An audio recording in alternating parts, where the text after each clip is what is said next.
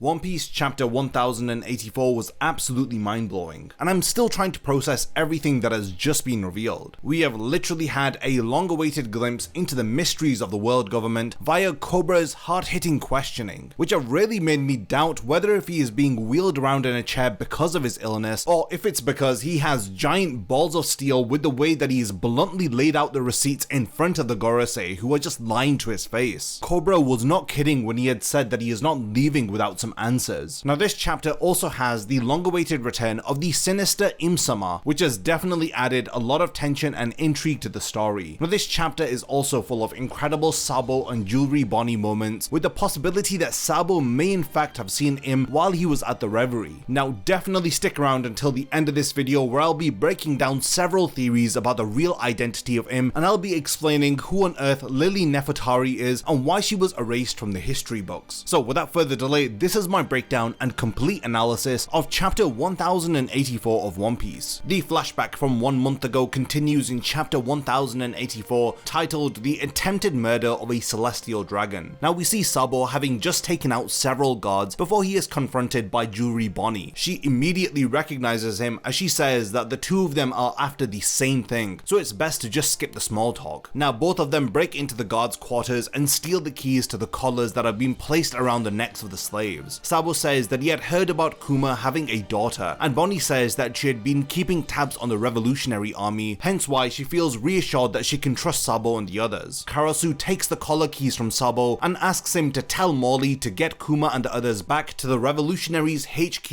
as soon as they are free. Sabo states that he will be right behind them, but he's not going to leave until he is done with his business within the castle. He goes on to ask Bonny what her next move is, as she states that she is off to Egghead Island after this in order to see if Vegapunk has a way to restore her father's mind. Now before she can finish threatening Vegapunk if he is unable to heal Kuma, the guards end up spotting them. Moments later we see Sabo holding Bonny in his arms as they avoid detection by jumping up and hiding on a platform. Can I just take a second to appreciate the incredible riz that my man Sabo is displaying here. Now the guards can be overheard speaking about how there are fewer guards than ever around here, as they complain about how they are way too short-staffed to be expected to cover a tower this big. One of the guards comments that some guards have disappeared because they had seen the legendary Phantom Room, but another guard tells him to stop talking such nonsense. Now could this Phantom Room be linked to Imsama, the big shadowy mystery that the Gorosei are keeping from everyone? Now Sabo overhears this conversation from the guard, as it seems that his mission is not yet complete and it looks like he wants to get to the bottom of what's in this Phantom Room. Bonny thanks Sabo as he tells her that Egghead Island is in the New World, and that the two of them will be heading in opposite directions now. He wishes her good luck, but Bonny is surprised that a revolutionary leader like Sabo is acting friendly towards her, but he reminds her that they both share the same goal of wanting to save Kuma, and before she departs she tells Sabo to make sure that he looks after her father. Now we cut back to the intense meeting between the Gorosei and King Cobra within the Pangaea throne room, where they invite him to tell them what he has requested the meeting for. Cobra states that it would be easier to explain from the very beginning, and he begins to tell us the story behind the Alabasta Kingdoms and the Nefertari family's influence on the forming of the world government 800 years ago. A lot of the information that Cobra says here is stuff that we are already aware of, like how the 20 monarchs had come together in order to form the world government, and how they and their families had then moved to Mary Geoise in order to live as one clan, which is known as the Celestial Dragons today. They of course are the elite group who are responsible for having created the world and have effectively ruled over the world ever since. Cobra also states what he understands about the empty throne, and how it had acted as a statement that all of the 20 monarchs were equal, and that they had placed their weapons before it with a vow that no one would ever sit upon this empty throne. Naturally, we are well aware that this is not actually the case, and that the very mysterious Imsama has claimed the throne for their own self. After the original monarchs had ascended to become celestial dragons, they had handpicked new royal families in order to take over the nations that they had previously ruled over, with these families still being in power even to this day. But in order to ensure that this transition of power had gone smoothly, all reference, mention, or record of the reign of the previous dynasty, which has typically been referred to as the Ancient Kingdom, was removed from the history books. The only exception to any of this was Alabasta. The monarch of Alabasta at the time of the creation of the world government was Queen Lili Nefertari, who despite being immortalized as one of the 20 founders, did not choose to become a celestial dragon within Mary Geoise. Instead, she had decided to return to Alabasta to continue her reign, which is why the Nefertari Nefertari family still holds their power even to this day. This had meant that there were only 19 swords placed before the empty throne, as the Nefertari family had never placed theirs. Now, could it be that the sword that we had seen within Im's garden palace room when he was first introduced in chapter 908 had actually belonged to Queen Nefertari? This sword was mysteriously absent in the most recent chapter, which just raises a lot more questions. The Gorosei confirmed that Cobra's understanding was correct, without correcting him on the fact that the empty throne does in fact have someone sat on it. They then cut to the chase and ask Cobra what his point is. Now, this prompts him to get to his true question. He states that after searching through his country's ancient texts which chronicled the events following the Void Century, he had learnt that Queen Lili Nefertari's name wasn't mentioned once within the history books. He tells them that it appears that Queen Lili never made it back to Alabasta, and that her younger brother had went on to rule after her. Before he goes on to ask his main question, he asks if the Gorosei have any record of what had happened to Queen Lili. Now, unfortunately, the five elders claim the truth of the matter has been lost to history, as 800 years is simply far too long ago for them to recover any information about her. Now, it's at this point that we see the elusive Im once more, listening in on this conversation through a Denden Mushi while he is in the garden room that we have previously seen him in. King Cobra seemingly accepts the Gorosei's answer, but he is still unsatisfied as he drops his main question, which is, what is the meaning of D? Now, the Gorosei look completely shocked by this and ask him seriously why he wants to know about this, to which Cobra begins to refer to a short letter that was written by Queen Lili herself, which was passed down from one generation to the next. We take a break from that very intense meeting as we cut to the public courtyard of the Pangaea Castle, where Shirahoshi has been captured by the celestial dragon Charlos, who, as we know, wants to keep her as a pet. He sickeningly states that he wants to ride on top of her to town every day, and if she doesn't listen to him, then he will punish her. Shirahoshi cries out for help, but everyone runs away from her, claiming that they haven't seen a thing. Her older brother then comes to Shirahoshi's aid, stating that they will leave and never come back to Mary Geoise after how they have been treated. Now, before he can attack Charlos, Kuma appears and he fires a blast in their direction. Fukaboshi is disappointed that Kuma has fallen to such a pitiful state. Along with his brothers Ryuboshi and Manboshi, the three of them charge towards Kuma. Rebecca then arrives to see Shirahoshi tied up as Miosguard stops Fukaboshi from attacking, as he tells him that he needs to show some restraint here. Charlos orders Kuma to kill the celestial dragon, who had in fact attacked him earlier on. Fukaboshi says that he cannot just sit back and let Charlos treat his younger sister like this, but Miosguard tells him that the celestial dragons don't have the safety and welfare of an entire nation to think about, so it's easier for them to escape from situations like this. But then suddenly Leo and Sai join the offensive as they both pretty much kill Charlos with their combined attack. Before Kuma can attack, he is restrained by Morley as he tells him that he doesn't have to listen to anyone's orders anymore. Kurasu reveals to Morley that he has gotten the slave's keys from Sabo, as they both agree now to head out. Now, before this segment ends, we see Charlos' father, Rosward, comment on how his son has just been brutally massacred, and I absolutely love the choice of wording that they have gone with in this panel. Look how they've massacred my boy, is like it's straight out of a Godfather movie. Now, obviously everyone is pretty shocked to see the death of a celestial dragon, but this is nothing compared to what we are about to witness, as we cut back to Cobra's meeting with the Gorosei as it takes an unexpected turn. The mysterious figure Imsama appears before Cobra, much to the shock of the Gorosei and even Cobra. The throne that Cobra had earlier described to be empty has just been sat upon by this sinister shadowy figure. Im says Lili's name as the chapter ends with this absolutely incredible cliffhanger. With next week being a chapter break, it's going to be a long wait for us to find out what Imsama has to say about the truth concerning Lili Nefertari. How will Cobra meet his end? What role does Sabo have to play in all of this? Will the revolutionaries interrupt this meeting? Why on earth is Imsama sat upon the empty throne? And what will the consequences be following the murder of Charlos? Unfortunately, we have to wait until chapter 1085 for the answer to some of these burning questions. I want to spend some time now going over some theories that have been circulating and to provide my analysis on this chapter. In chapter 220 of One Piece, just after the Alabasta arc, we see a ship that's bearing the celestial dragon symbol fall from the sky in front of the Straw Hats. We know that the crew end up exploring the ship's wreckage, and quite notably, Sanji finds a photograph within the wreckage which many have speculated to be Lili Nefertari, thus concluding that the ship had belonged to her and somehow had ended up on Sky Island, with evidence pointing to the crew having been killed via the skeletal remains which appear to be impaled by weaponry. Now, the Straw Hats discovered that the ship was in fact an exploration exploration vessel called the Saint Brice, which had set sail 208 years ago. What was it this ship was exploring to find? And could it be that they had a picture of Queen Lili on board because this is who they were looking for? In chapter 908, we see the Gorosei kneel before Imsama and ask if it has decided upon another name to be stricken from history. I think we can safely confirm after chapter 1084 that Lili Nefertari was a name that was erased from history prior to this, as Cobra states that there is no mention of her within the historical books found within Alabasta. Cobra says that Lili never made it back home to Alabasta and that a younger brother had to take up the throne. This of course raises a lot of questions as to what on earth had happened to Lili, but there have been theories circulating online which suggest that Lili is in fact Imsama. Now these stem from a point that I had mentioned earlier on in this video in relation to there only being 19 swords placed around the empty throne, and with a sword being seen to be visible within Im's room of flowers in chapter 908, which many people are theorizing is the 20th sword which had belonged to Lili Nefertari. Now could it be that Imsama is in fact Lili, thus explaining why she didn't hesitate to appear before Cobra, who is her descendant? This most recent chapter of One Piece points towards Alabasta not only having refused to join the Celestial Dragons, but additionally it seems that their sword was not surrendered to the empty throne. This means that Lili Nefertari is technically not bound by a vow to never sit on the throne, or alternatively this could mean that Imu-Sama isn't Lili and she in fact refused the oath of the empty throne and was killed and erased from history as a result of her refusal. Some other theories suggest that Lili may have had a friendship with Joy Boy and his crew, similar to how Vivi is friends with Luffy and the Straw Hats. Now if Lili is anything like Vivi, then it makes sense as to why she would oppose the plans to form a singular world government which would rule over the world. This is in direct opposition to what Joy Boy stands for as a symbol of absolute freedom and liberation. Now what makes me think that this is a very plausible theory, even more so than the one that claims that Lili is Imsama, is the fact that she had left behind a short letter in relation to the meaning of the D-clan. Now this was passed down the Nefertari family from generation to generation, and this is information from the Void Century which the government is desperately trying to suppress, in addition to knowledge about key historical figures, the ancient weapons, and the events that had transpired 800 years ago which had led to the birth of the current world order. During the course of the One Piece story, it has been revealed that Joy Boy had formed ties with several ancient monarchs. We have seen examples of this from Fishman Island and even as recently as the Wano arc, so it's not beyond the realm of possibility that Lili may have been an ally to Joy Boy, which explains why she was erased from history and why the world government deems the Nefertari family to be traitors. We don't actually know why Imsama had let the Nefertari family remain alive within the world, and I do hope that this plot point is explained in the upcoming chapters of the series. Fan reactions to this explosive chapter have been unreal, with many theorizing and speculating about the identity of Imsama and the truth behind Lili's disappearance. Now I want to dive into some of the most popular reactions following this recent chapter. People have carefully noted that Im's attitude and demeanor towards the end of this chapter, when he had said Lili's name, was filled with fury, and he didn't say her name in a calm manner but rather with intense anger. This emotional outburst may be a sign that the revelation of Lili's past has disturbed long buried memories which have forced Imsama to appear before Cobra. The abrupt appearance of Im within the Gorosei's chambers has also prompted discussions about the implications for King Cobra's fate. Some people have pointed out that Cobra was most likely marked for death regardless of Im's intervention. However, they have noted that Im's brazen entrance, void of any subtlety, implies that Cobra's demise is imminent. Some people have even gone as far as to suggest that this sudden show of power was a clear assertion of Im's absolute authority and an indication of the stark depth of Cobra's ignorance. Interestingly, there have been some arguments that the presence of the Revolutionary Army might even work in the world government's favor by providing a convenient scapegoat for Cobra's death. There have also been a fair share of theories suggesting that Im is immortal because he was able to recall Lili from centuries ago, meaning that Im must have been alive to see her, proving that the mysterious figure has eternal life. This theory would also explain why Im has such a fixation upon Vivi's photograph. Maybe seeing Lili's descendant makes Im feel nostalgic over memories of Lili. Of course, the Lili is Imsama theories have been pretty rampant, with some stating that Im uttering Lili's name upon her mention could be an instance of self-identification rather than merely recognizing someone from the past. Fans have proposed that Lili's mysterious disappearance may have been due to her transformation into Imsama. While this theory is firmly rooted within the narrative vagueness of chapter 1084, it does however add a lot of complexity to the story of One Piece. Piece. Others have also suggested that the removal of the 20th family from history was to preserve the status of the celestial dragons. How these 19 families who had moved into Mary Jo had wanted to preserve the notion that they had a divine status, and had eliminated Lili Nefertari so as to not link back to the fact that they were once royalty which had originated from different nations from across the world. By keeping this fact a secret, it would ascend their rank to a godly status, and also rule out the notion that other world nobles may be able to join their ranks one day, thus ensuring that the celestial dragons only belong to those 19 exclusive founding royal families only, and that nobody else can join their ranks. This most recent chapter of One Piece leaves us with a lot more questions than answers, but it has been incredible to theorize and come up with different ideas based upon the revelations within this chapter. Just where will Sabo's mission within the castle take him next? How will the fear-stricken Cobra react to this sinister figure who has taken up the empty throne? And what on earth is the mystery behind the disappearance of Lili Nefertari? Unfortunately, One Piece is on a break next week, so until then, be sure to continue the discussion about this latest chapter in the comments. I would love to read about some of your theories, so definitely continue the discussion in the comments. And be sure to stick around to the channel by subscribing for regular One Piece content, because I have several exciting videos lined up for the coming days, which you do not want to miss. Lastly, thanks for making it to the end of this video, and I can't wait to see you in my next One Piece video.